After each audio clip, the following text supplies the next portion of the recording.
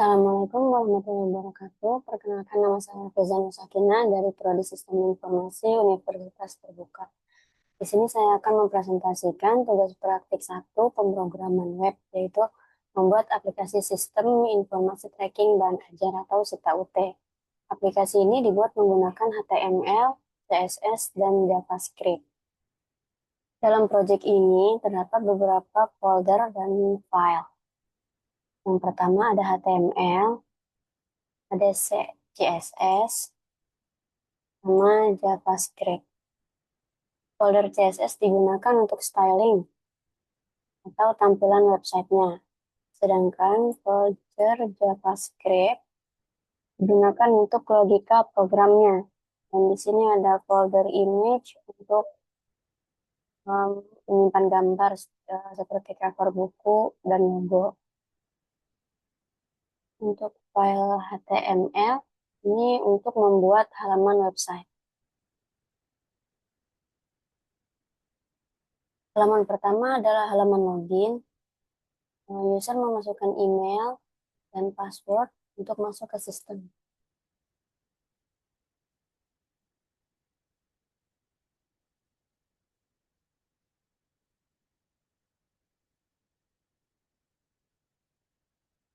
Data ini berdasarkan data JS yang sudah diberikan di soal.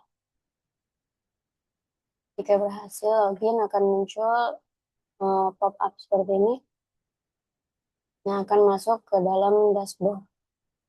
Ini dashboard. Di halaman login, sintak HTML ini digunakan untuk membuat input email ini, terus untuk masukkan password dan tombol login. Jadi ketika klik login dia nantinya langsung mengarah ke halaman dashboard jika loginnya berhasil. Nah, pada proses klik ini, saat proses klik login, di sini akan diproses oleh JS, JavaScript, menggunakan function login ini. Jadi, function login dijalankan saat tombol login ditekan.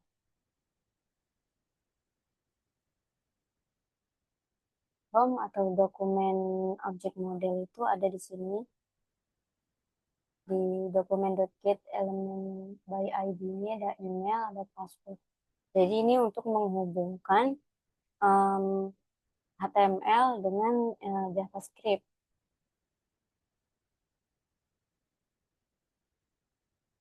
Nah, jika login berhasil, ini maka langsung akan mengarah ke dashboard.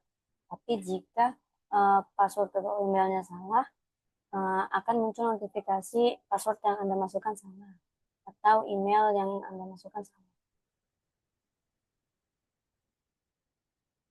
Data login dibandingkan dengan data user yang ada di data JS ini yang sudah ada dari soalnya dari dosen udah dikasih data JS-nya.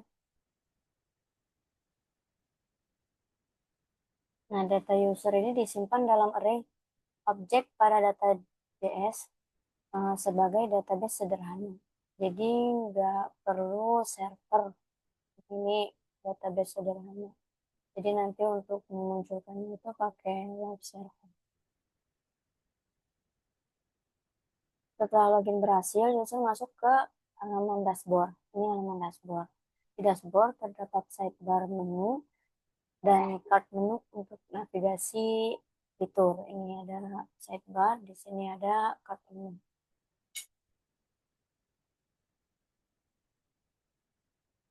HTML untuk sidebar ini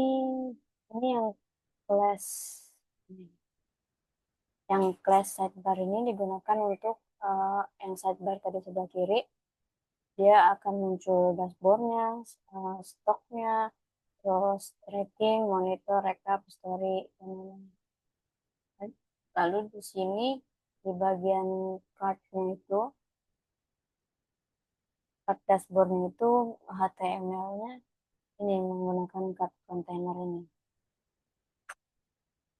Ini ada stok, ada tracking, sama history. Jadi nanti ini akan mengarah juga linknya sama sama seperti yang di sidebar. Ini untuk CSS sidebarnya ini, sidebar H2 untuk tes teksnya, lalu untuk cardnya, kontainernya ini.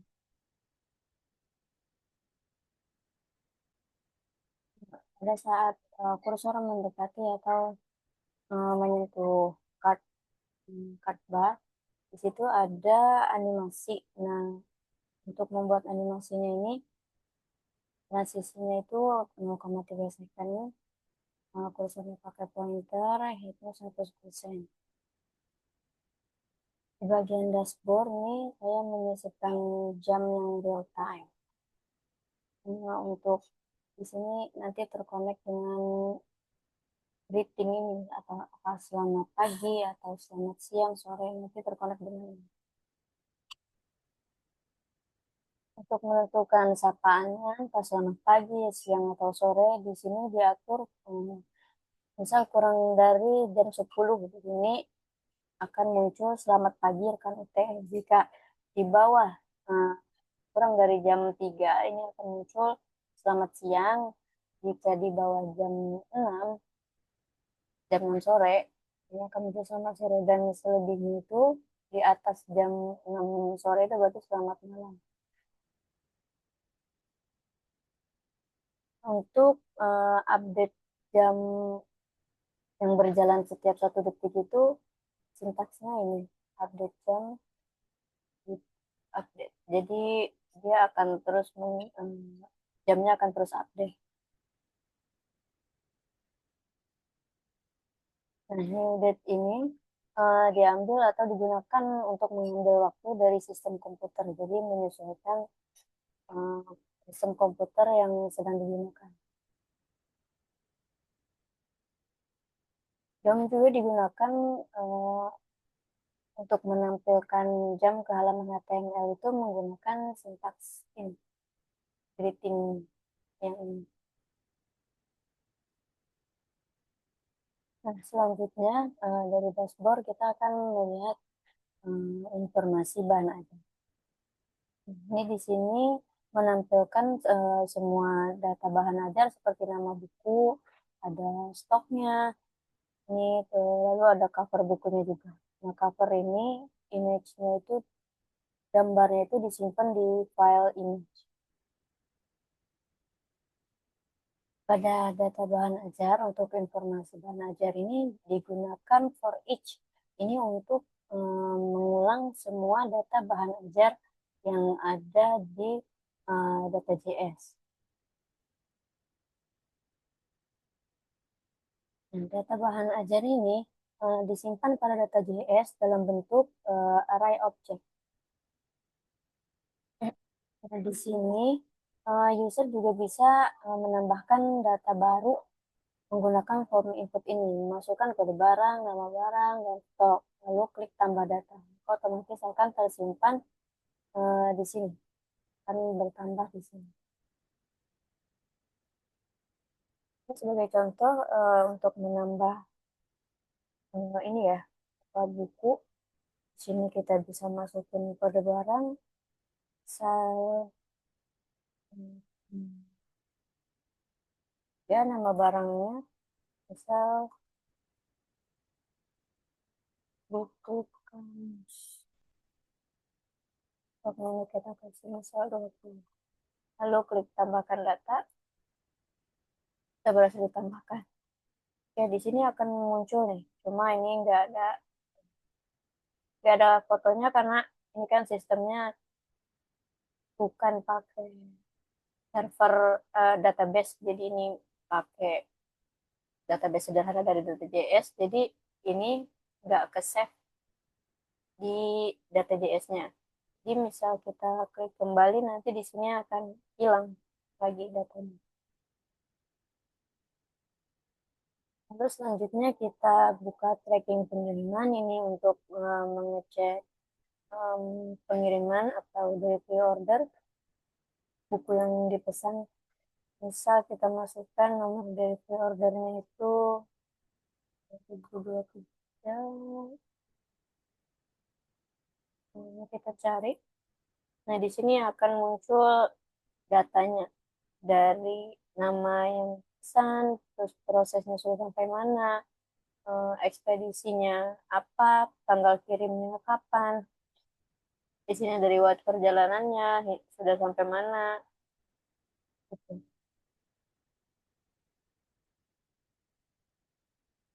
Pada ini menggunakan tracking JS ini, di sini ada sintaks yang digunakan untuk mencari data tracking berdasarkan nomor delivery order.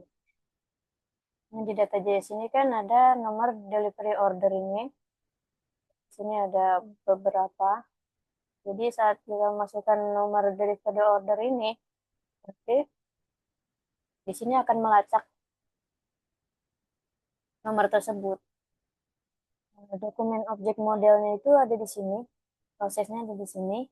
Jadi untuk menampilkan hasil tracking ke halaman website. Jika nomor dari foldernya tidak ada, maka data tracking tidak ditemukan. Itu ada di sini.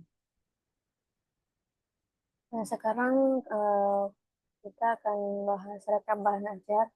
Nah, di sini halaman ini eh, menggunakan tabel ini untuk menampilkan rekap stok bahan ajar. Sini seluruh bahan ajar akan ditampilkan dari kode barang, nama barang, jenis, dan stoknya. Sekarang kita lanjut ke halaman histori transaksi. Nah, di sini halaman histori transaksi ini digunakan untuk menampilkan data histori pengiriman. Jadi kesimpulannya, aplikasi ini dibuat menggunakan HTML untuk struktur halaman.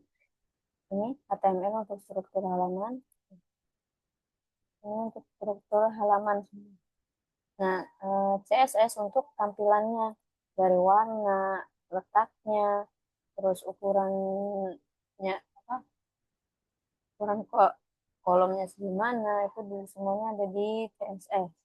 Dan di, di JavaScript ini untuk logikanya, untuk logika serta manipulasi DOM-nya.